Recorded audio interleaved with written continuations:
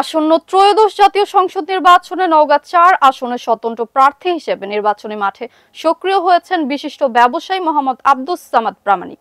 নির্বাচনী প্রচারণার পাশাপাশি তিনি সামাজিক ও ধর্মীয় সম্প্রীতি রক্ষায় বিভিন্ন উদ্যোগ গ্রহণ করেছেন।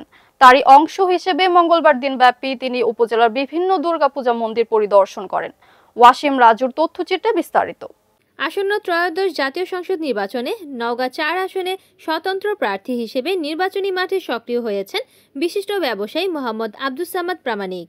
নির্বাচন প্রচারণার পাশাপাশি তিনি সামাজিক ও ধর্মীয় সম্প্রীতি রক্ষায় বিভিন্ন উদ্যোগ গ্রহণ করছেন। তারই অংশ হিসেবে মঙ্গলবার দিনব্যাপী তিনি উপজেলার বিভিন্ন দুর্গাপূজা মন্দির পরিদর্শন করেন।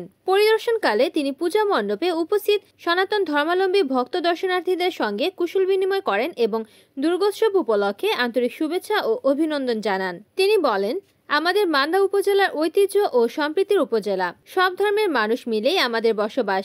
সম্প্রীতির বন্ধন অটুট রাখাই আমার অঙ্গীকার। আব্দুস সামাদ প্রামাণিক আরো বলেন, আপনাদের কাছে আসছি একটু বার্তা নিয়ে যে আমি এই সংসদ নির্বাচনে প্রার্থী হচ্ছে। আপনাদের না জানা আসলে আপনারা জানতে পারবেন।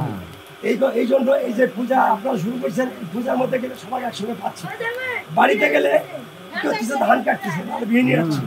এই কারণের জন্য আমি বাসায় যে কাউকে পাচ্ছি না বলেই এখন আপনাদের এই যেখানে মণ্ডপ হয়েছে সেখানে যত দূরই যাচ্ছে এবং আপনাদের সঙ্গে দেখা সাক্ষাৎ করতেছি এবং সামনে নির্বাচনে আপনি আমার জন্য দোয়া করতে হবে, চেষ্টাও করতে হবে।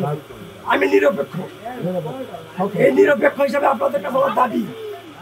এ সময় স্থানীয় পূজারীরা তার প্রতি কৃতজ্ঞতা প্রকাশ করে বলেন, উৎসবের দিনে একজন জনপ্রতিনিধি প্রার্থী হিসেবে মন্দিরে এসে খোঁজখবর নেওয়া সত্যি প্রশংসনীয় বলে মনে করেন স্থানীয়রা।